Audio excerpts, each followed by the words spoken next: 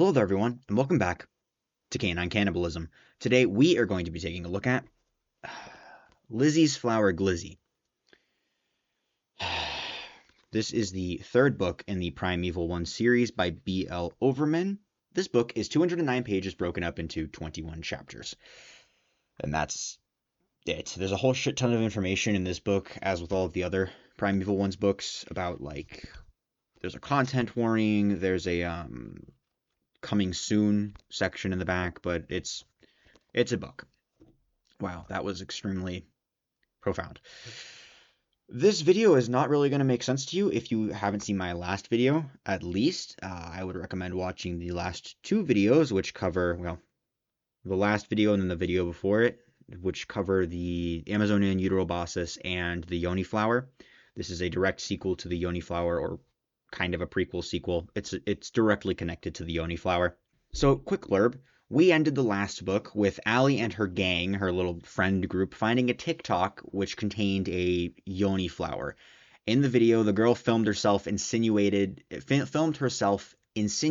that she did something naughty with the flower. In this book, we spend time with that girl, whose name is Lizzy, and we follow her through all of her depraved things that she does with the flower. If you haven't seen one of these videos before, we do a few things here. I'm going to give you a content sample, which is just essentially a trigger warning, but a little more robust.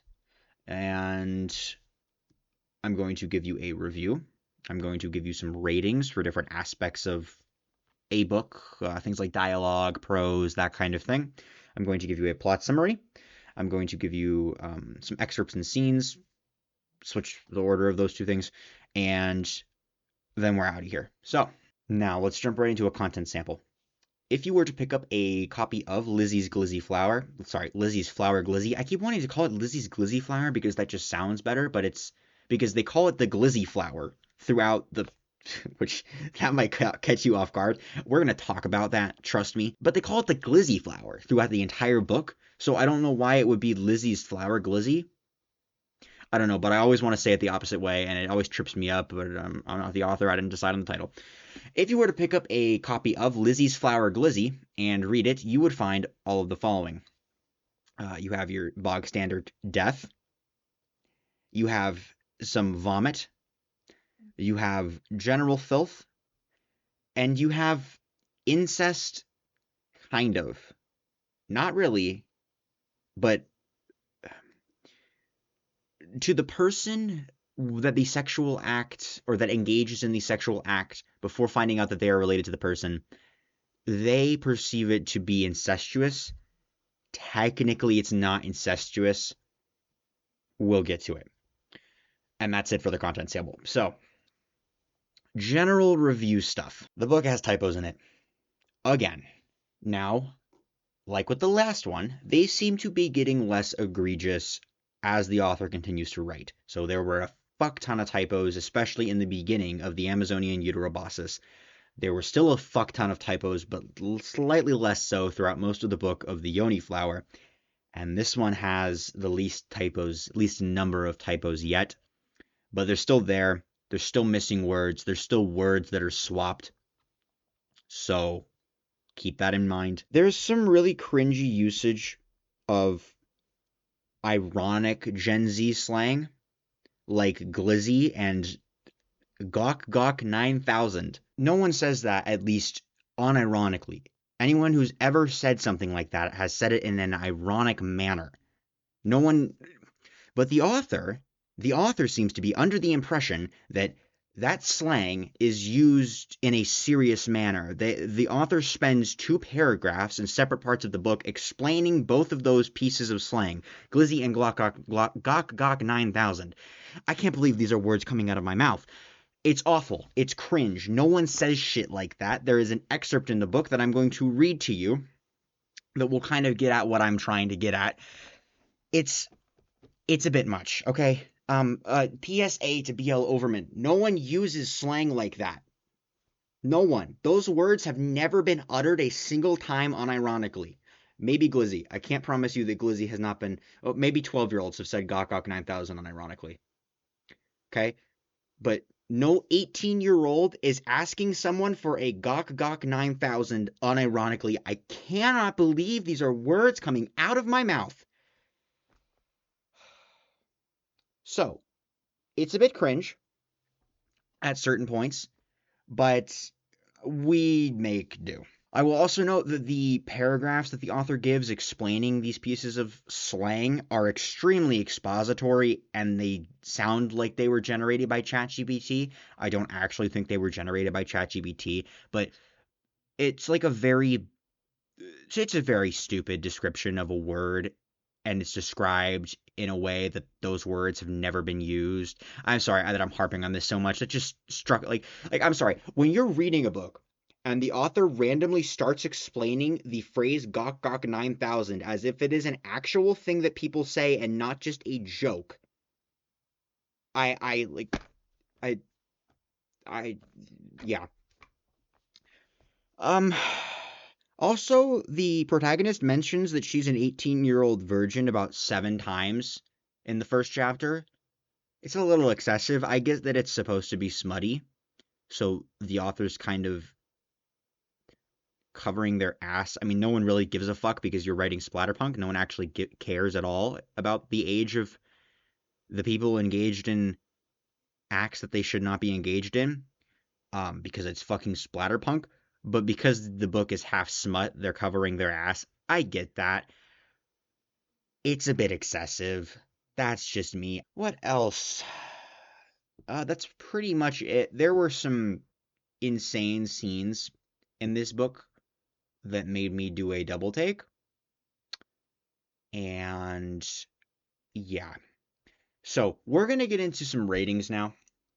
If you've watched my last couple of videos, you'll know that I give books, now or I've started giving books, a series of ratings for specific pieces of like the literature. So like plot, tone, character development, that kind of thing. So I'm now going to give you this series of ratings for this book, and they are as follows. For this first section of ratings, 5 is completely mediocre. So anything below 5 is getting into like bad territory. Anything above 5 is getting into good territory. 5 is perfectly in the middle. For the first rating for plot and plot direction, I would give this book a 6. Like with the last one, I do enjoy the sci-fi aspects. I enjoy how we are learning more about the essentially creature that the parasitic flower fungus thing. I like the plot direction of that. It's interesting. It's nothing like super groundbreaking, but I do find it interesting. I gave the tone a 5. I think I gave the last book a 5 as well. Completely mid. Nothing wrong with that. Tone felt perfectly applicable to these situations. None of it felt out of place. None of it felt inappropriate. There wasn't any like random tonal whiplash that I found. For characters and character development, I gave that a 5 as well. If you will remember my the review of the first book, I said that the characters were very 2D. In my review of the second book, I said that the characters were more fleshed out, and I feel like that's still the case. We now have multiple characters. We have perspectives from multiple different characters, not just from one person. And I feel like the characters are all mostly fleshed out. But not like to a Killing Kind extent where the characters like grab the story by the balls and lead it along. It's more just what you would expect.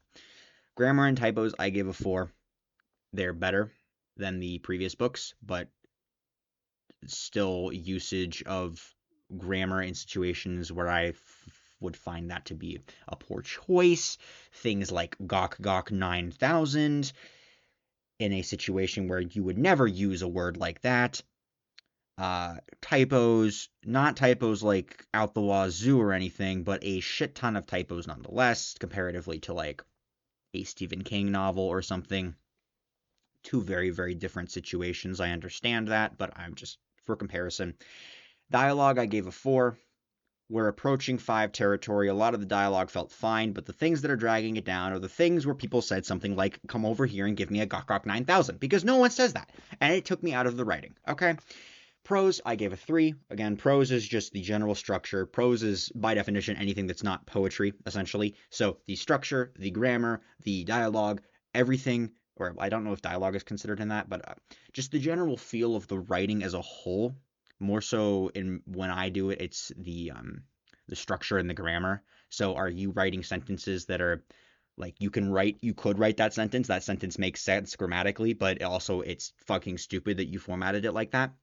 In this instance, I would give the prose a 3. Again, we're getting better as the books are going on, but still some odd grammatical choices. It still feels a little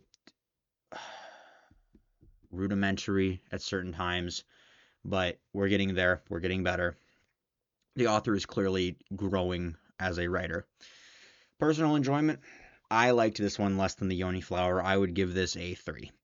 It's not for me, and there's not really much else to be said about that. I just didn't find it very enjoyable. I'm sure there are people out there that do. I know for a fact there are people out there that do, actually. I don't even know why I'm considering the possibility that there aren't. These next two numbers are set where 0 is completely normal. So these are your gross out factor and your disturbing factor ratings. So 0 is completely non-disturbing or non-gross. Think like Little House on the Prairie or Harry Potter, kind of. Something like that. Magic Treehouse. Both of those would be that would be a 0 on both of those ratings, okay? So for Lizzy's Flower Glizzy, I would give it a 5 on the disturbing factor. It is rather disturbing. I can't remember off the top of my head what I gave the Yoni Flower, but I believe that Lizzy's Flower Glizzy, I gave it a higher rating because it is more disturbing. Instead of just death, we now get death from the perspective of the person dying, from the perspective of the person whose mind is betraying them and forcing them to do things they don't want to do. It is rather disturbing, I will say that. Gross out factor, I gave it a 6. It's pretty gross. There are some scenes that are pretty gross. I can't remember again what I gave the Yoni Flower, but I believe this one is about on par with the Yoni Flower. Different at certain points, but still some scenes that are very gross. Still some scenes that I think were slightly meant to be sexually appealing, or that I did find even slightly sexually appealing. They were also still fucking disgusting. So, you know, that's it for your ratings. I'm going to get into a scene now. Light spoilers. This isn't really going to make sense to you if you haven't read the book. I'm just reading you an excerpt from the book. The context will not make sense. It is just a piece of dialogue. But if you are wary about spoilers, now would be your chance to get out, because we're going to do this and then we're going to do a plot summary. So, on page 57 of Lizzy's Flower Glizzy, he pulls his shirt off before laying back, then lifts his ass so I can tug off his jeans for him. You better stop when I tell you to this time. As much as I love your Gawk Gawk 9000, and then he says the name of the girl, I love your pussy even more, and I'd rather not finish before I've had a chance to bury myself in your tight little love pocket. So those are the moments that lowered the dialogue. Okay, we're going to jump into a plot summary now. This is your last opportunity to get out of the video. We are about to jump into major spoilers, heavy spoilers. I'm going to spoil to you pretty much the main plot points of the book. As always, I don't put everything in my plot summary because it's a summary. So if you were to go and read the book, you would have a very different time than if you were to just listen to the plot summary. But I am going to spoil to you a lot of the main points. So we're going to jump into that right now. So we start with Lizzy, an 18-year-old virgin, and she stumbles across a Yoni flower in its linga stage. Now, I didn't explain this in the last video because, as I said, I always leave things out that I don't find important to the main points. Now they're kind of important because we're kind of diving into that kind of shit. So, as you may remember from the last video, there are two forms of the flower. There's the form where it is a mutated man's body, and it is his mutated penis above ground, and that is the linga stage of the flower, because according to the author, that is the Hindu terminology for all things regarding a man's penis. And then the yoni is the same, it's the Hindu term for all things regarding a woman's vagina. So there are two stages. There's the linga stage with the mutated penis, and the yoni flower stage, which is the flower that is either embedded in someone's vagina or the flower that looks like a vagina. And then they also just colloquially refer to the species as a yoni flower, with two stages being the linga and the yoni flower stage. Okay, so what I'm saying is lingy, lingy, huh? Jesus. Lizzy stumbles across, fucking Christ. Blah, blah, blah. Lizzy stumbles across a dick growing out of the ground. She takes her TikTok that we learned about in the last video and she fucks it. She fucks the flower. She manages to get it off of the flower before it comes inside of her, so it doesn't like fuse to her like it did with Allie. Later, she brings her 3 friends back to the flower with her, and they all have a Girls Gone Wild style party where they suck and fuck the flower, each other, etc. So again, another thing I didn't explain in the last video, the flower in its linga stage produces, and I guess in the yoni flower stage kind of, produces 3 different kinds of ejaculate. There is the clear sap, which is an aphrodisiac. It makes you extremely loopy. It makes you want to have sex. Uh, it makes you hypersensitive wherever it touches you. There's white gunk that it shoots out when it orgasms, and then as it continues to orgasm, or if you make it orgasm multiple times, it shoots out a brown gunk. The white gunk is the stuff that turns men into podlings, and then I believe the white gunk fuses or mixes with the brown gunk and creates a glue, an adhesive. Although I could be wrong. It might just be that the white gunk is the stuff that creates the adhesive. Doesn't really matter.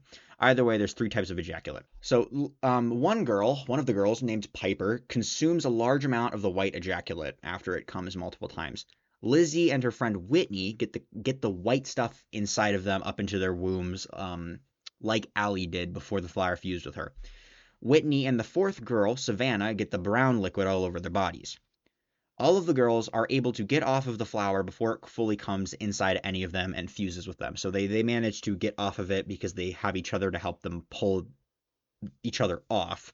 Because the reason that it fused with Allie is because Allie went weak after it came inside of her. God, the things that doing this makes me say. I'm talking about a flower coming inside of a woman.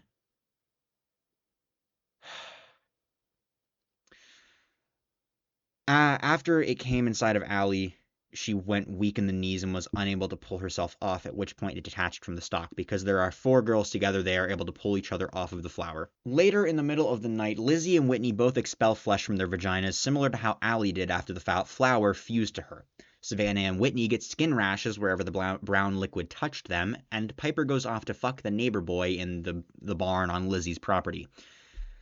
While giving him the Gok Gok 9000 that he was talking to her about in that excerpt that I read you, she vomits the white ejaculate all over him and one of the horses, who is also male, by the way. The horse is male. Allie shows up the next day with Priya and their 3rd friend, Katie, who I think I mentioned at the end of the video. I don't think I named her at the end of the last video.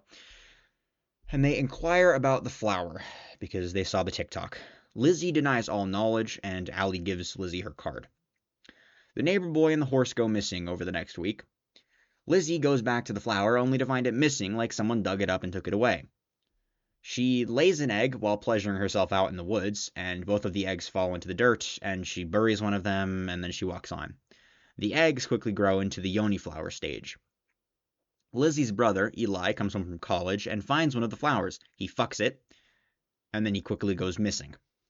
While out looking for her brother, Lizzy finds a new linga flower in a place she had traveled recently. She fucks it. I'm assuming that most of you can see where this is going. Whitney calls her, distraught, saying that she hatched an egg while she was fucking her boyfriend and that the egg popped on his cock and there's white gunk all over him and she can't get it off. Lizzy goes to see Allie, who fills her in on everything that's happening, and Lizzy realizes that she fucked her brother's mutated cock and subsequently freaks out. Lizzy then vows to help Allie and Priya and the 3rd friend track down the rest of the flowers. And that is where the book ends. So, yeah, that's pretty much all I have for you. This book, the book is fucking insane. I'll say that as well. The book is absolutely fucking insane. In a good way, kind of. There's just so much, She fucks her brother's mutated cock that is turned into a flower, and it comes inside of her. Like, has another human ever uttered that sentence before out loud? I don't know. I doubt it. Anyway, if you like this video, like, comment, and subscribe. Turn your notification bell on, even though that really doesn't do anything, apparently. My opinions, as always, are my opinions and my opinions alone. I would highly recommend you buy this book and form your own opinions. Always support the author, or 99% of the time, support the author. So support BL Overman. They have a mailing list and a website where you can get notified about upcoming books. I did that so that I will know when they release their upcoming books. And yeah, it's just nice to support the author, you know. Even though I didn't like the books, don't like the books, I bought them all. I spent my money on them. Support the author. Form your own opinions. What else? I think that's it. All right. See you next week.